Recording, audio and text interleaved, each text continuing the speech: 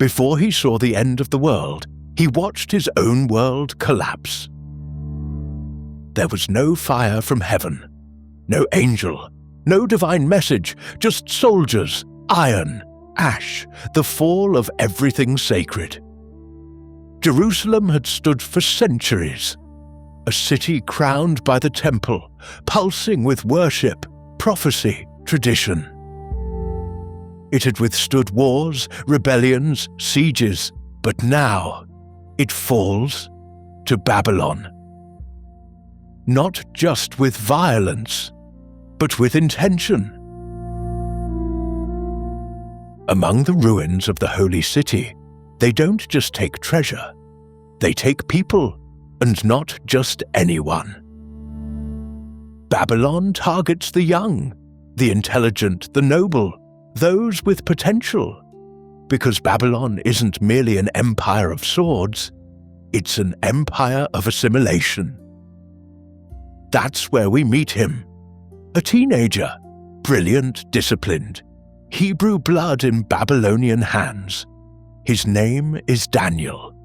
But that name, Daniel, which means God is my judge, doesn't last long. He's renamed Belteshazzar, a title honoring the gods of Babylon. A subtle move, a rebranding, one meant to sever ties with the past and tie him to a new loyalty. And just like that, his story begins to shift. Daniel is placed into an elite royal training program. 3 years, language, history. The science of the stars, the magic of the court, the philosophy of empire. A curriculum not just to educate, but to erase. They teach him how to speak like a Babylonian, how to think like one, how to serve one. They offer him the king's food, the king's wine, a place at the table of power. To most, this would be an irresistible honor.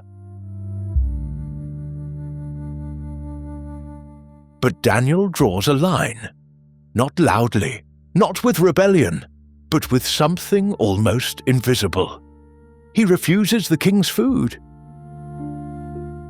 To the empire, it's a minor detail.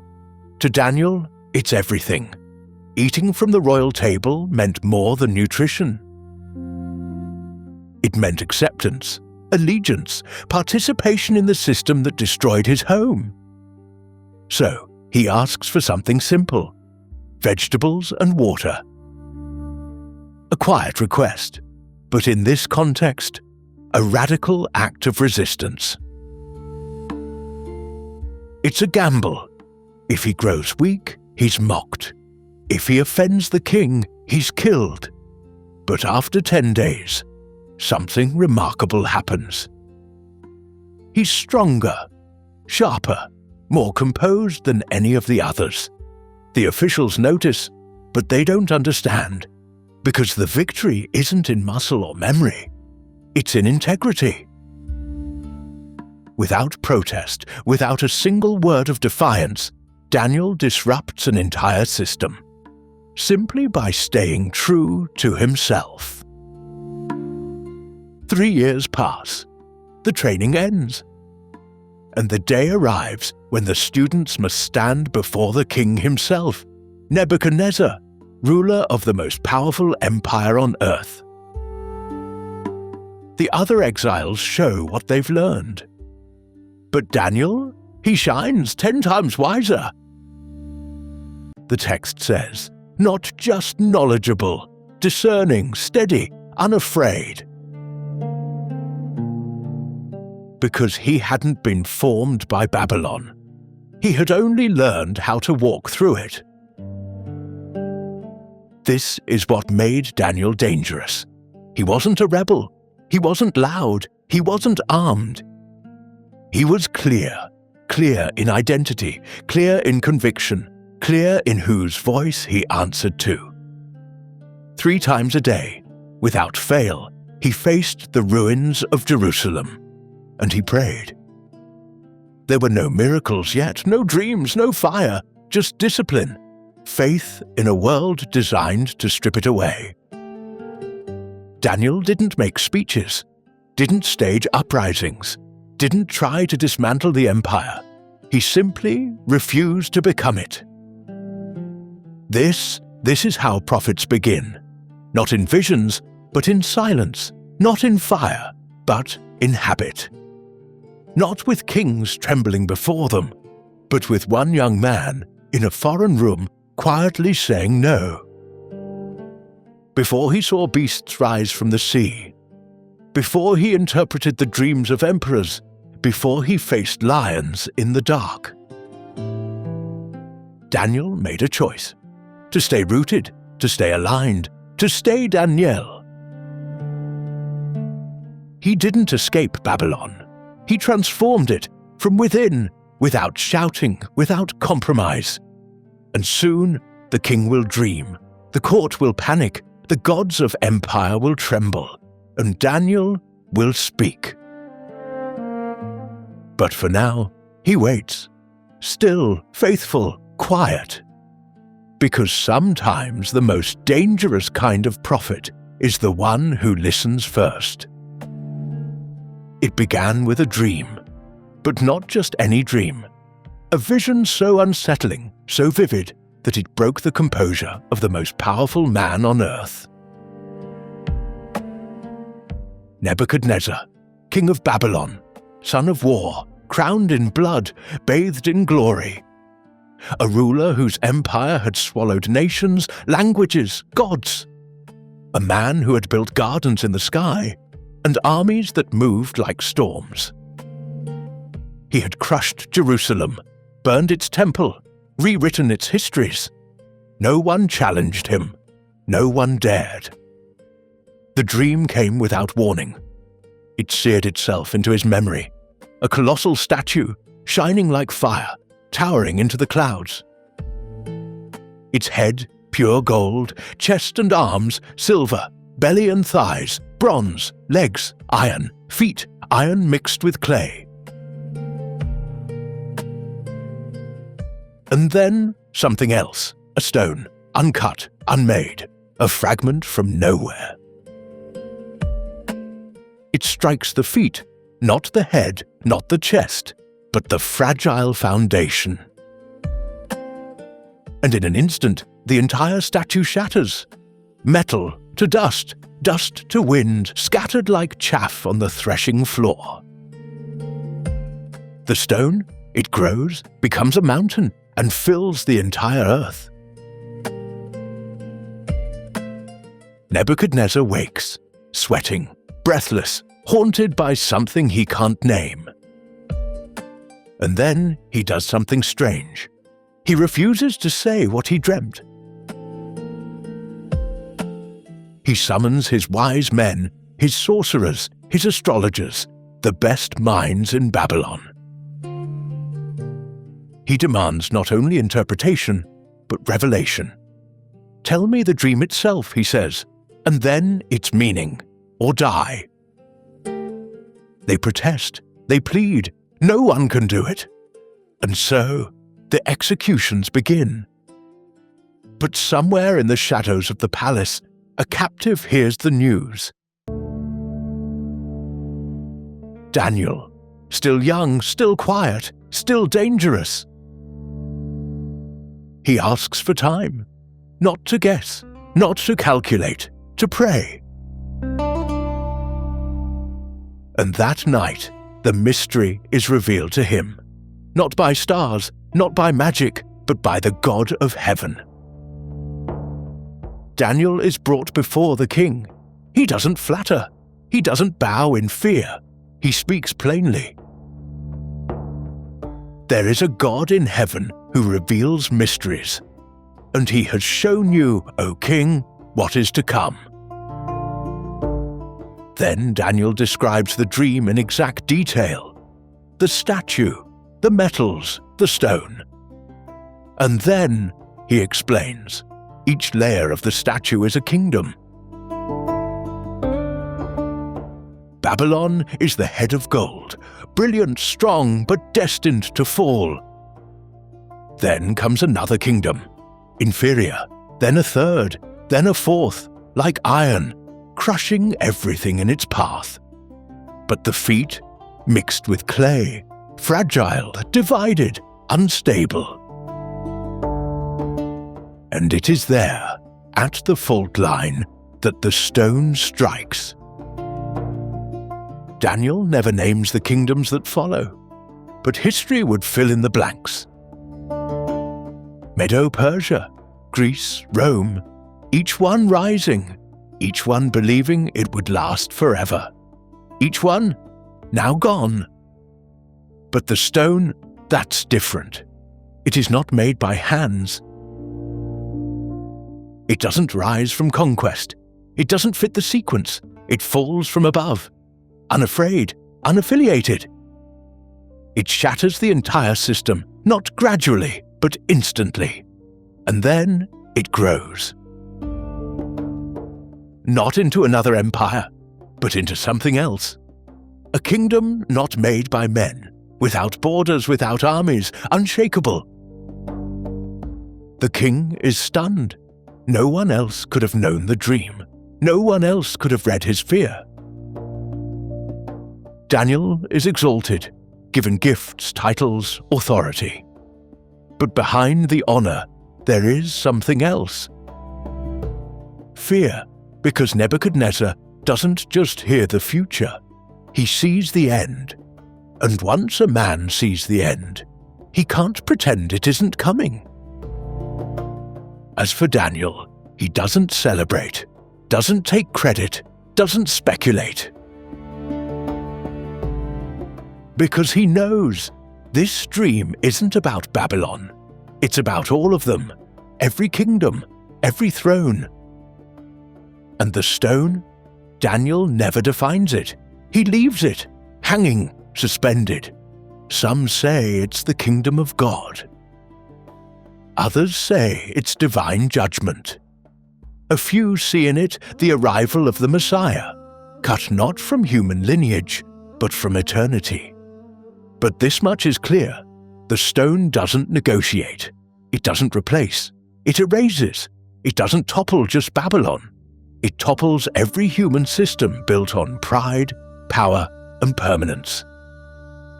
This isn't Daniel's chapter. This time, the spotlight moves, not to a king, not to a prophecy, but to three men standing where no one else dared. Shadrach, Meshach, Abednego. Once, they had different names: Hananiah, Mishael, and Azariah. Hebrew names, names rooted in identity covenant and the God of their ancestors. But Babylon, as always, had other plans. Their names were changed, their language replaced, their daily lives rebuilt under foreign rule. And now, Babylon wants more than their names. It wants their worship. It begins with a statue, 90 feet tall, 9 feet wide. Not placed in a temple, but in a desert plain. Public, open, undeniable. A monument of pure gold. Built not to be honored, but obeyed. This isn't about theology, it's about loyalty. The king makes it simple. When the music plays, you bow. It sounds like ritual, but it's a command, a test, a display of power.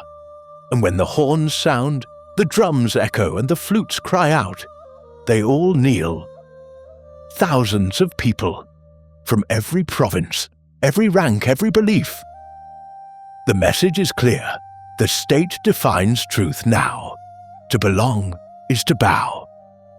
But three remain standing: Shadrach, Meshach, Abednego.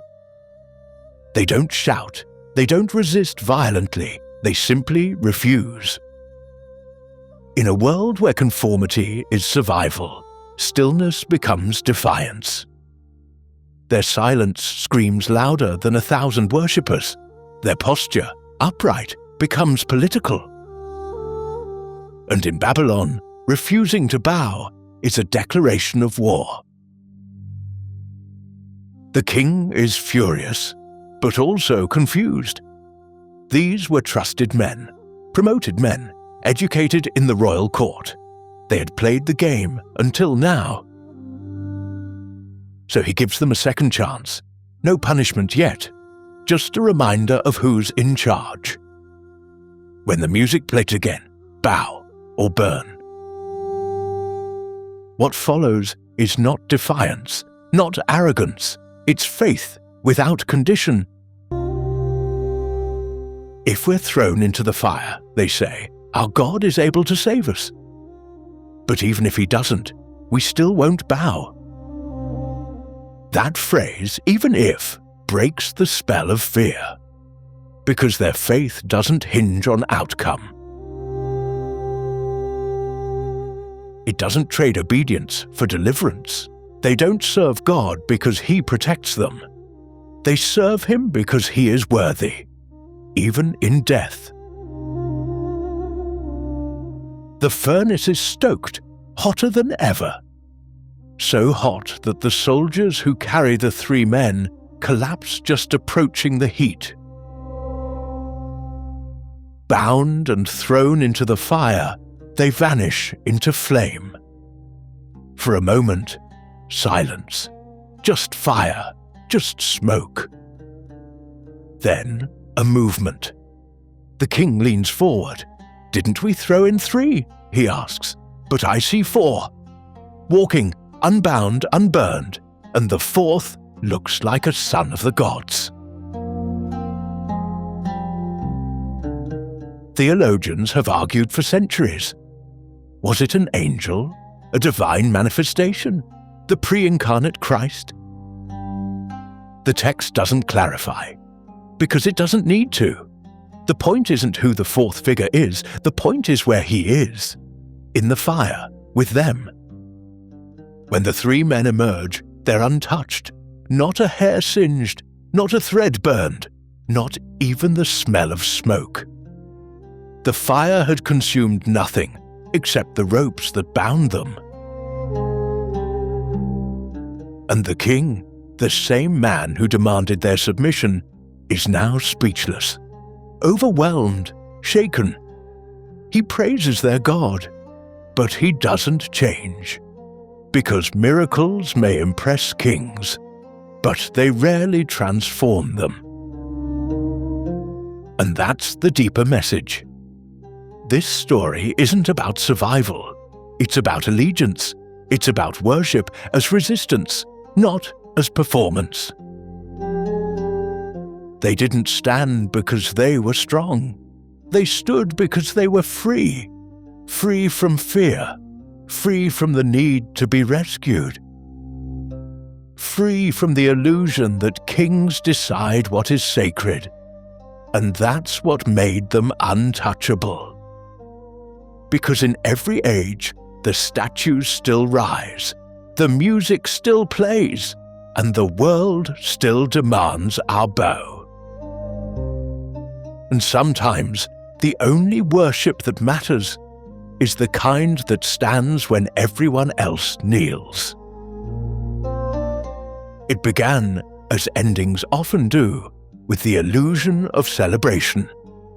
Inside the gilded halls of Babylon, torches flickered against stone walls. Music swelled with reckless joy, and gold, everywhere gold, reflected the confidence of a king who believed the night was his. Belshazzar, grandson of Nebuchadnezzar, sat at the head of 1,000 nobles. His goblet raised, his voice loud, feasting in the shadow of an empire on the edge of collapse. Outside the walls, the Persian army waited, silent, patient, just beyond the river. But inside, there was no fear, only wine, only noise, only pride, because Babylon was unconquerable. Or so they believed. Belshazzar, drunk on power and wine, commands that the sacred vessels be brought in, the ones taken long ago from the Temple of Jerusalem. holy cups, consecrated by priests, carried across the desert as loot, now filled with liquor and passed from hand to hand. The king drinks, the nobles toast, and they lift the vessels, not in reverence, but in mockery. They praise the gods of gold, silver, bronze, and stone, lifeless idols, dead symbols. This was no longer indulgence, it was desecration. And then the laughter stops. A silence falls across the chamber. Not from music, not from speech, from terror.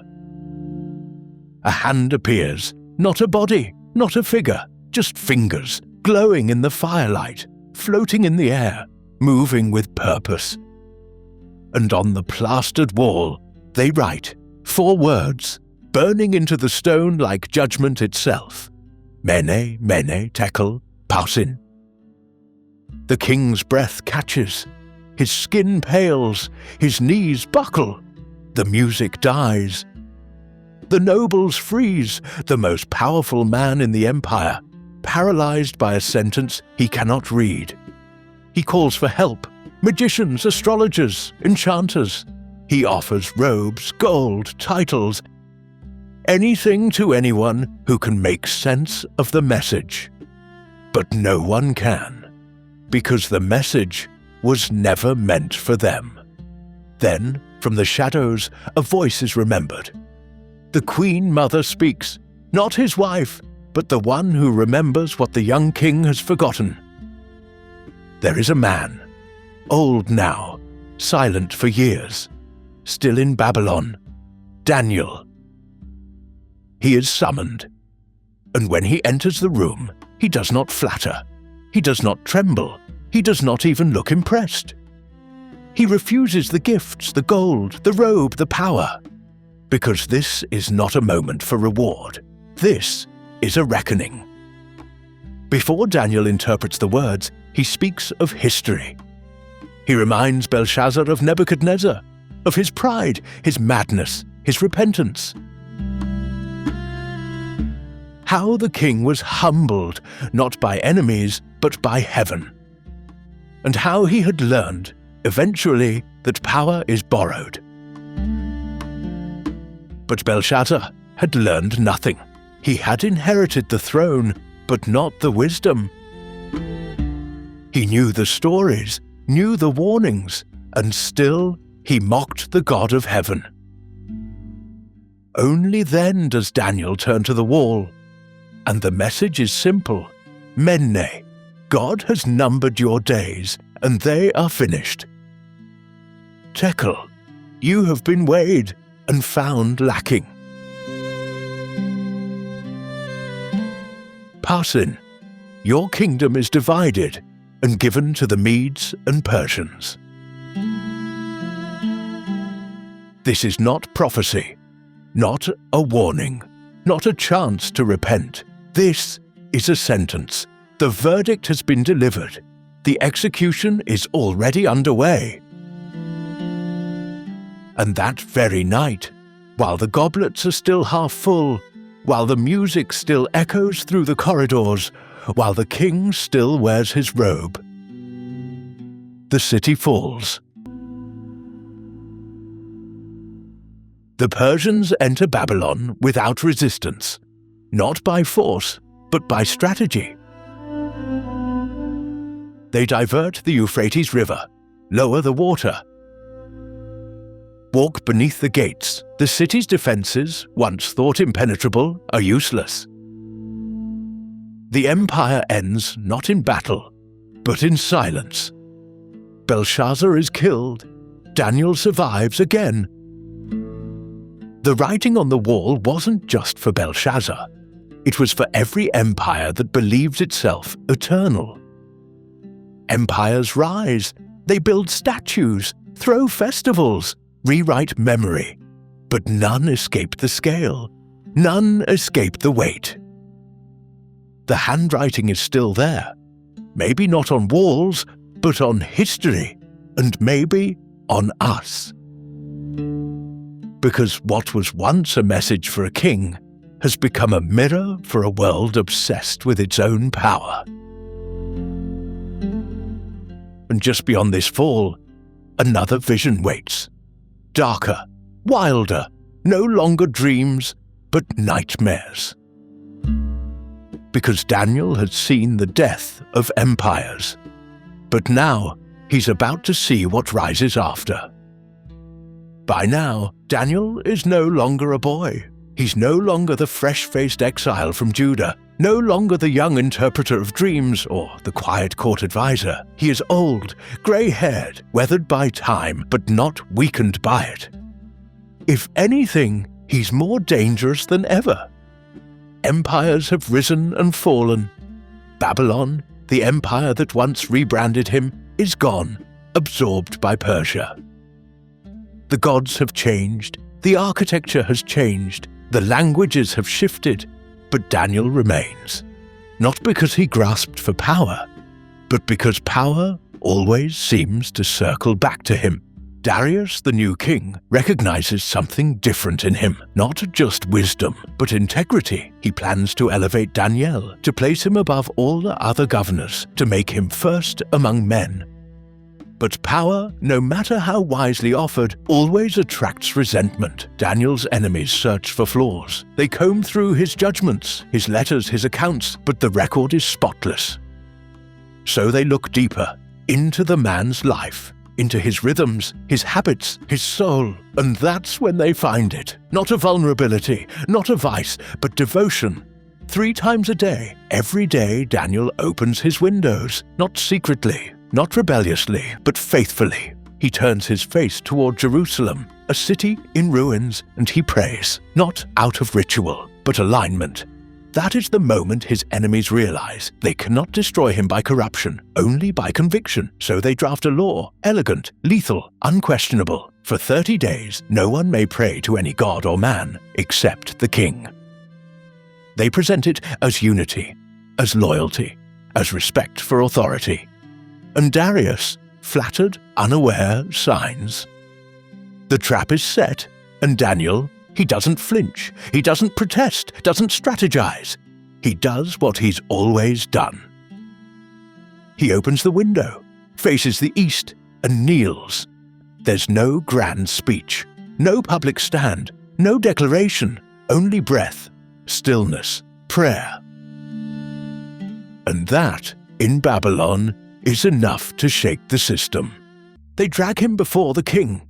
Darius realizes the trap, but the law is written. Not even the king can undo his own decree.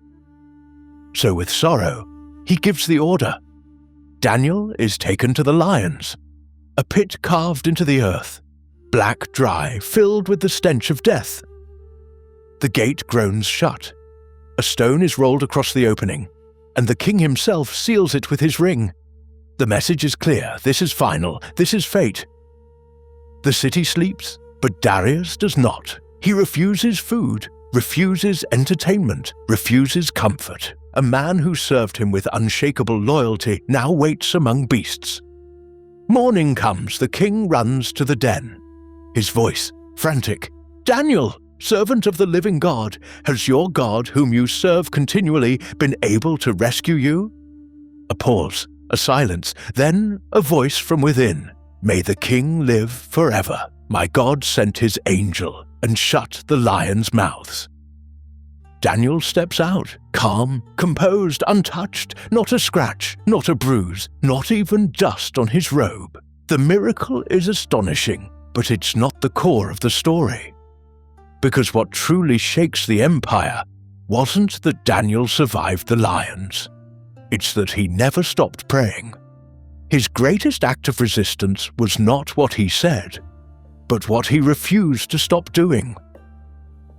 No rebellion, no confrontation. He wasn't resisting a king. He wasn't making a statement. He was simply aligned, anchored to something deeper than fear, older than empire. Because true faith isn't loud. It's consistent. It shows up even when no one else is watching. Even when laws are signed against it. Even when lions wait in the dark. And that kind of faith, empire cannot control, it cannot predict, it cannot crush. The conspirators who tried to destroy him are thrown into the same den, but they don't survive the fall, because lions don't respect titles. They respect presence, and Daniel's presence wasn't alone. The story spreads across provinces, across generations, not as a tale of survival, but as a living example of courage without spectacle. Because sometimes the most dangerous man in a kingdom is the one who prays with the window open, and as the empire continues its rotation, as new rulers rise, as new threats form, Daniel remains, not because of what he controls, but because of how he kneels. He knew the silence wasn't absence. He knew the darkness wasn't abandonment. He knew that God doesn't always rescue you before the pit.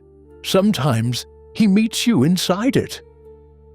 Until now, Daniel had been the interpreter, the calm voice in the storm, the man who entered palaces and translated nightmares. He stood before kings, unafraid, because their dreams weren't his. But now, the roles shift. There is no court, no gold, no throne, only darkness. And this time, the dream is his. It comes like a storm. Fierce, chaotic, undeniable. No figure invites him. No voice explains it. Just Daniel and the sea. But not the sea as we know it. This is not water. It's chaos given form. A roiling mass of waves and wind, a symbol in ancient thought of everything wild, dangerous, untamed. In Hebrew imagination, the sea wasn't just nature. It was where the world ended, where monsters lived, where order broke down and the forces of anti-creation surged, and from that sea they rise. 4 beasts, each one different, each one terrifying.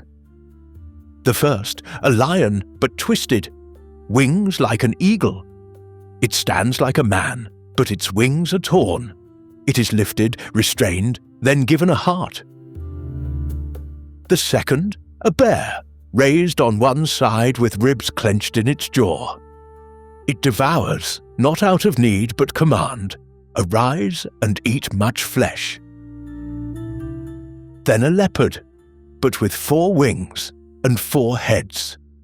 It doesn't just move, it darts, flies, covers ground with impossible speed. It rules. And then the fourth. There are no comparisons, no animal to match it, no name to contain it. It is simply dreadful, terrifying, different. Iron teeth, bronze claws, it crushes, devours, shatters what it cannot consume. This is not just a beast. It is an empire unchained, and from its head 10 horns. Daniel watches. Each horn, a symbol of power, a ruler, a throne, but then a smaller one emerges. Not imposing, not large, but alive. It uproots 3 others. It grows eyes, it speaks, and its words? Not policies, not decrees, boasts, blasphemies. Words that rise like smoke against heaven itself. Daniel is not confused, he is horrified. Not because he doesn't grasp what it means, but because he does. These are not just monsters. They are systems, kingdoms, human history told as nightmare. And the 4th beast? It is the worst of them. Because it's not just brutal. It is allowed. Allowed to rise, allowed to crush, allowed to speak. Daniel turns to the figure beside him, perhaps an angel, and asks, "What does this mean?" And the answer is clear. Each beast is a kingdom, each horn a king. The 4th beast, unlike the others, will rule the entire earth. And the little horn? It will wage war on the holy ones, change times, change laws, defy heaven. and it will be allowed to succeed, but only for a time, times and half a time. Some say this was history in advance, that Babylon, Persia, Greece and Rome are the four beasts, that the little horn was Antiochus IV, the tyrant who desecrated the temple and called himself divine. Others see shadows of something still to come, a future regime, a final global order. A charismatic ruler who seems human, but speaks like a dragon.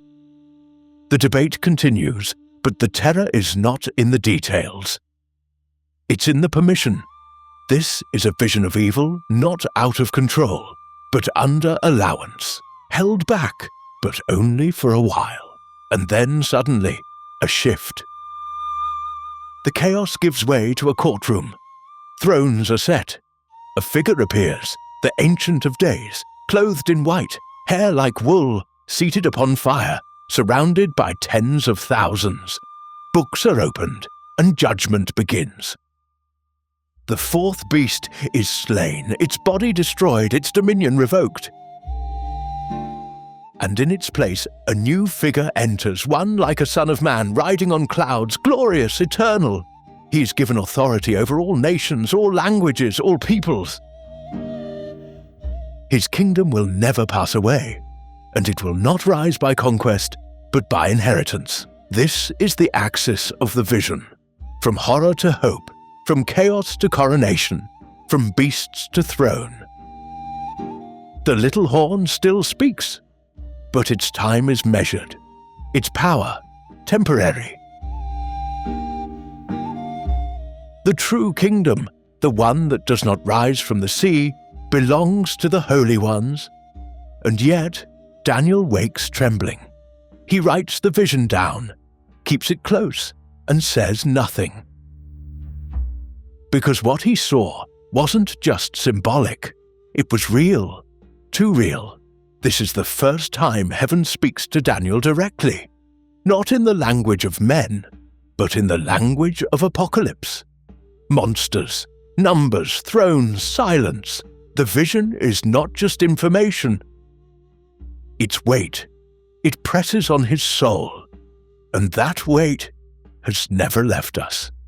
Because deep beneath history, beneath headlines, beneath systems we call progress, the beasts are still moving. It begins in silence. No dream, no thunder, no angel bursting through the clouds, just a man praying. Daniel is old now, far beyond the years of most men. He's lived through invasions, through the fall of Babylon, through the rise of new gods and new empires. He has seen kings tremble before visions he interpreted. But now he waits in the absence of vision, and the silence this time is deeper. 21 days, 3 weeks of quiet agony, not because he's impatient, but because the world is shifting again, and the heavens say nothing. Then, on the 21st day, his eyes lift, and what he sees stops his breath. A man clothed in linen, a golden belt across his waist, his face like a bolt of lightning. His eyes burning, not metaphorically but literally, his voice, a sound like cascading water or thunder that speaks. Daniel collapses, not out of awe, out of total physical shutdown. His strength leaves him. He cannot move, he cannot speak, because this is not a man. This is something else, an angel, a messenger. But not like the ones in paintings. This is a being forged in fire and eternity. And what he says changes everything Daniel thought he understood about how heaven works. From the moment you began to pray, the angel says, your words were heard, and I was sent in response. But then, a pause, a confession.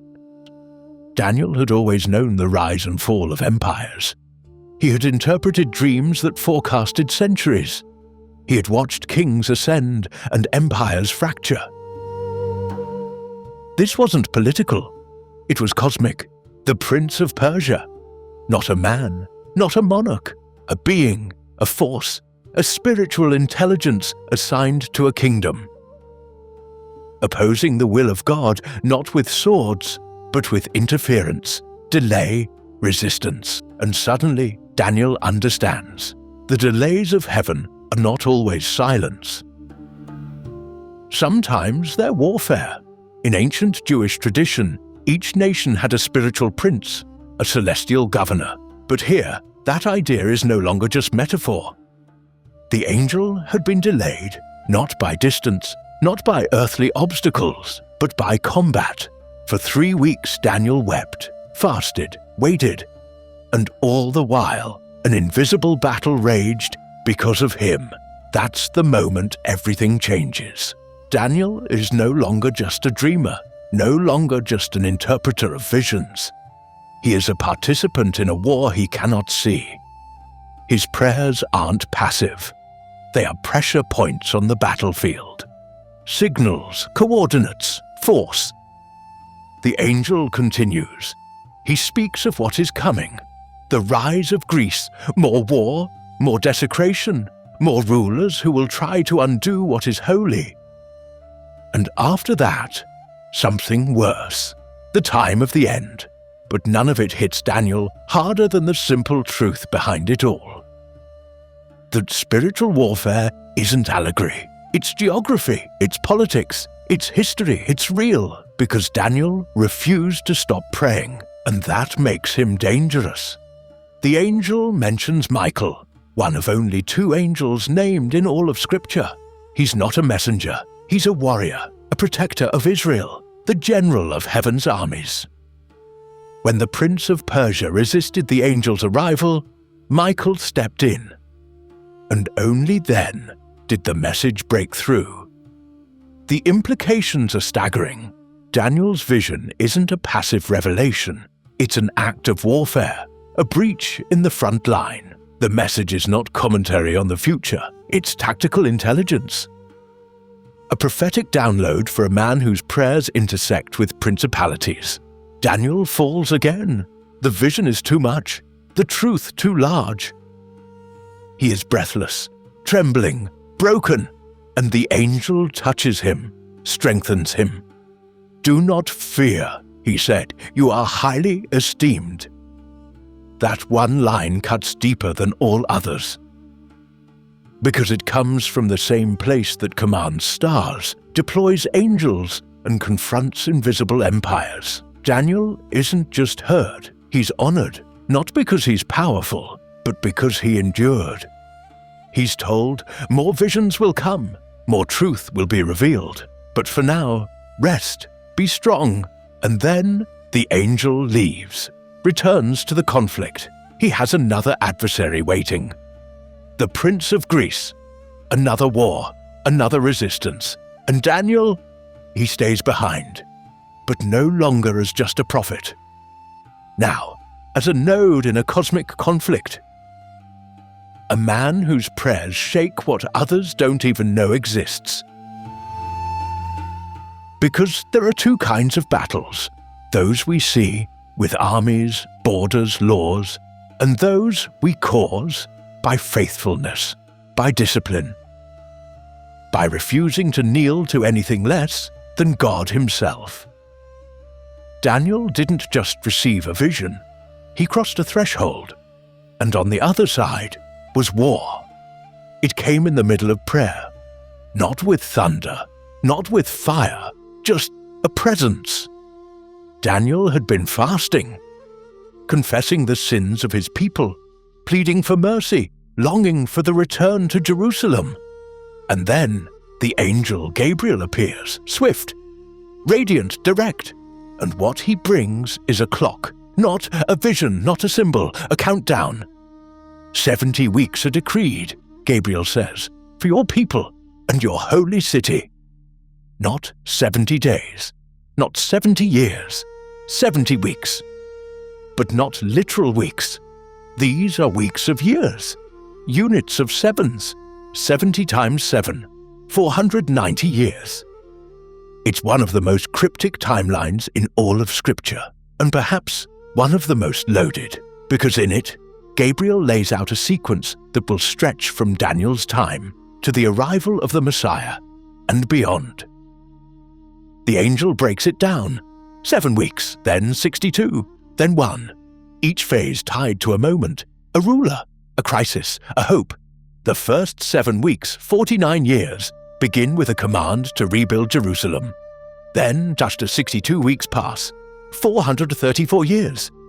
And after that, a figure appears, the Anointed One, the Messiah, but then he is cut off. The language is stark, the one they had been waiting for, removed, rejected, without explanation. And after his death, desolation. A city destroyed, a sanctuary desecrated, war, judgment. Then comes the final week, the last 7 years. A mysterious ruler emerges. He makes a covenant, then breaks it. In the middle of the week, he brings sacrifice to an end, sets up abominations, and unleashes destruction. Until the decreed end is poured out on him. That's it. The timeline stops, abrupt, in pieces, no closure, no clear date, just fragments. And for 2,500 years, people have tried to solve the puzzle. Some say it all happened already, that the countdown began in 457 BC with the decree of Artaxerxes to rebuild Jerusalem, and that it led perfectly to the arrival of Jesus, the Anointed One, who was cut off at the crucifixion. They point to Rome, to the temple's destruction in 70 AD, to the war and ruin that followed. They say the clock has already run out, but others aren't so sure. They believe the final week, the last 7 years, never came, that it was paused, suspended, held in tension, waiting. They point to the strange wording, how the final 7 is separated from the others, how the desolation and covenant don't match ancient history, but something still ahead. And so they ask, have we been living in the gap? Is the countdown still running?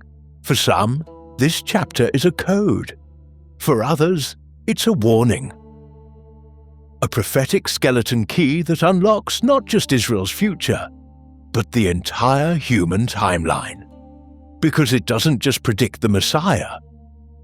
It predicts betrayal, desecration, an imposter, a breaking of the sacred, and a final reckoning. The language echoes themes found centuries later in Revelation, a broken covenant. A deceiver rising in the midst of peace, a holy place defiled, a final judgment that cannot be stopped. But here's the twist. Daniel is not told when. Only what? Only that it is coming, that the countdown has begun, that the pieces are moving, and that time, once revealed, is irreversible. Gabriel's message is not just theological, it's surgical. It cuts across generations, across calendars, across assumptions. 70 weeks. But where are we now? Some believe we're at the end, that the final 7 years, the last week is about to begin, that the world stage is being set, that a covenant will soon be made. That sacrifice and worship will return, only to be broken. Then Daniel wasn't just told a timeline. He was handed a fuse, one that was already burning, and may still be. More than 6 centuries separate them. One lives under Persian rule, the other under Roman persecution. One prays in the shadow of Babylon. The other writes exiled on an island called Patmos, and yet what they see is nearly the same. Daniel and John, 2 prophets, 2 visions, 1 apocalypse.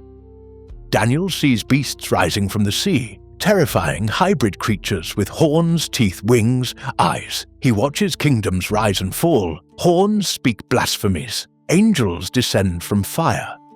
He sees thrones, books, judgment, and then, centuries later, John sees the same. In the final book of the Bible, the Revelation, John describes visions of monsters from the deep, a beast with 10 horns, a false prophet who speaks like a lamb but acts like a dragon. He sees seals broken, scrolls opened, thrones cast down, a war in heaven, the rise of a deceiver, the fall of a world system in pattern. This isn't just coincidence, it's convergence. Because Daniel never saw his own prophecies fulfilled, and John never claims to start something new. Instead, he picks up a thread woven long before. Scholars have long noticed the parallels. Daniel 7 speaks of 4 beasts, so does Revelation 13. Daniel 7 describes a little horn with a boastful mouth. Revelation shows a beast with a blasphemous mouth, speaking for 42 months. Daniel sees a courtroom in heaven, thrones set in place, the Ancient of Days seated, books opened for judgment. Revelation echoes it with the great white throne, the Lamb's book of life, the scroll sealed with 7 seals. Even the timelines resonate. Daniel's 3.5 years appears again in Revelation's 1,260 days, its 42 months, its broken week. 2 men speaking from different ends of history, drawing from the same reservoir of symbols. Were they both seeing the same end, or were they looking through different lenses? One from the ancient world forward, the other from the early church backward. It's possible that Daniel's visions were the scaffolding, and Revelation the completed structure. Daniel was told to seal the scroll, to keep the words hidden until the time of the end.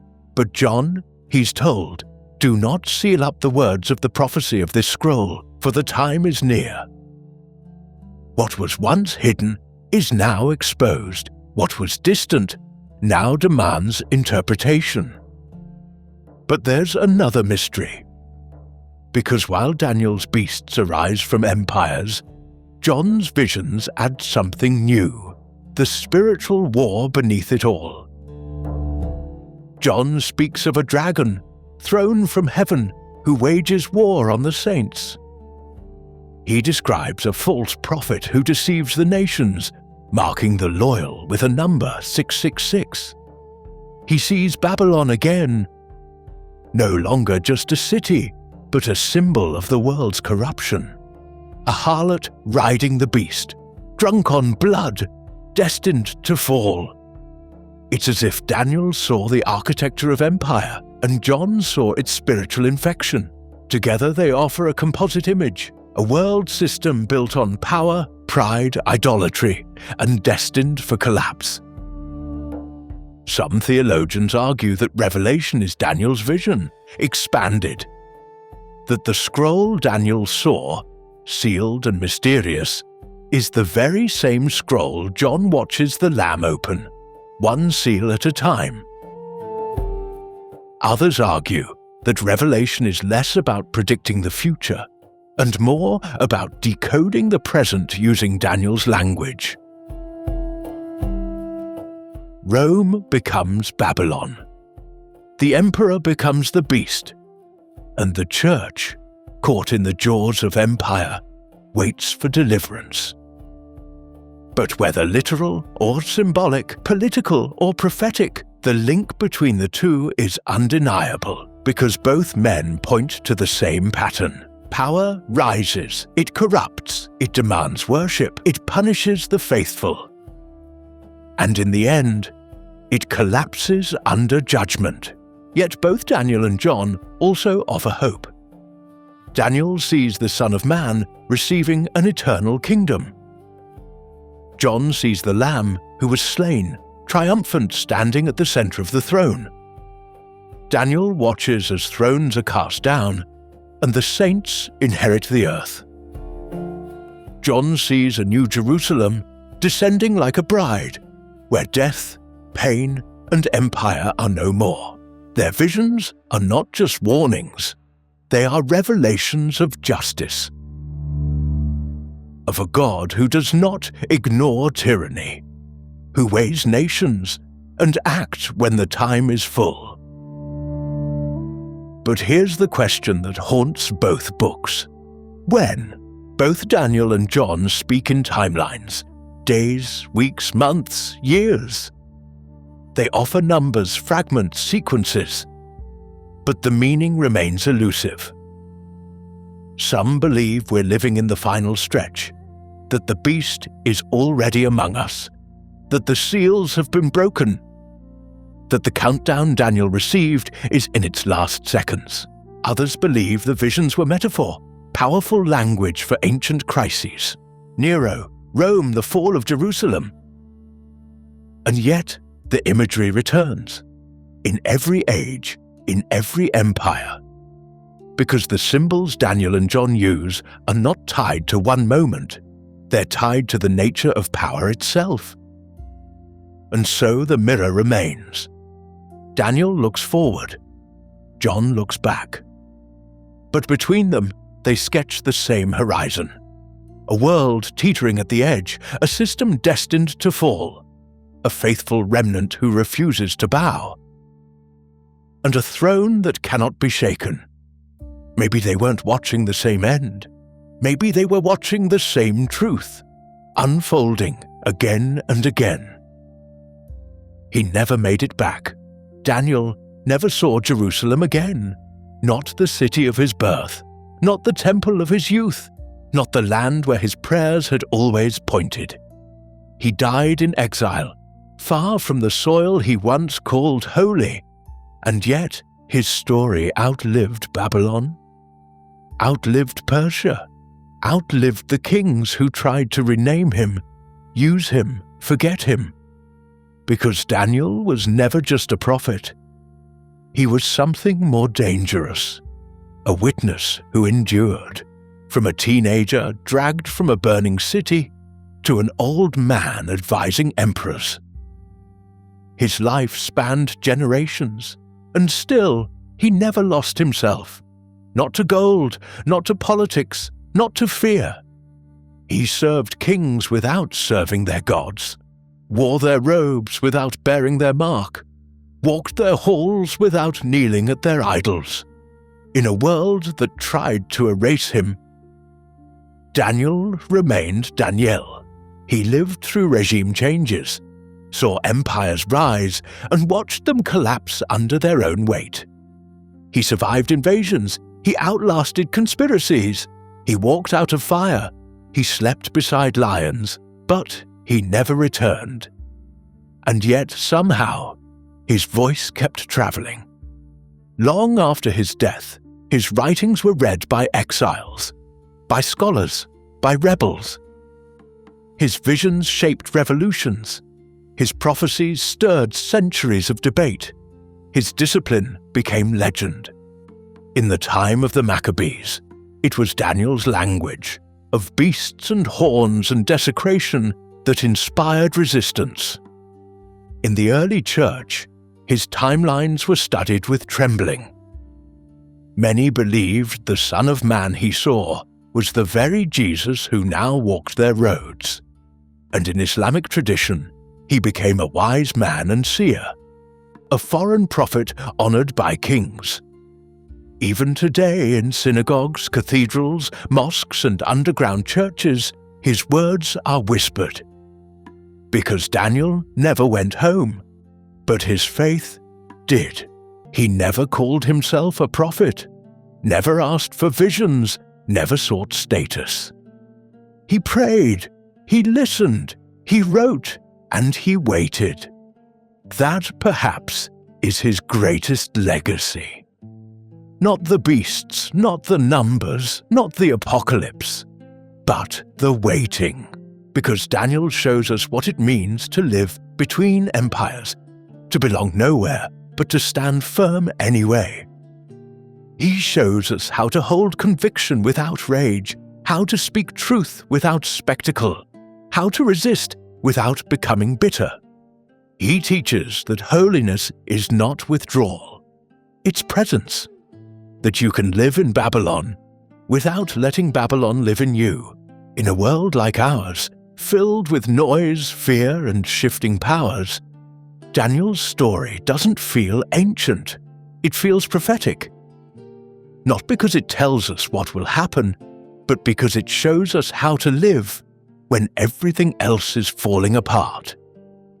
Open the window, face what remains of hope, and keep praying, not because it will change everything overnight, but because it will keep you from changing into something you're not. Daniel reminds us that faithfulness isn't measured by outcomes. It's measured by alignment, by endurance, by where your eyes turn when the world turns dark. He did not return to Jerusalem, but in a way, he carried it with him.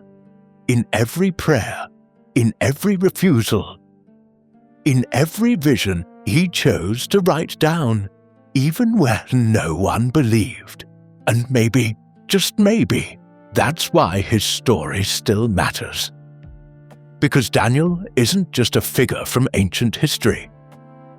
He's the model of what it means to live between the now and the not yet, to serve without surrendering, to hope without knowing, to stand without spectacle, to pray when no one's watching. To last, he never saw the restoration he longed for. But because of him, generations kept longing. Because of him, we still remember what faithfulness looks like in a faithless world. And that is the final vision. Not beasts, not fire, not kingdoms falling, but a man who never left his God, even when everything else was taken from him. Daniel never went home, but his story has been leading us there ever since.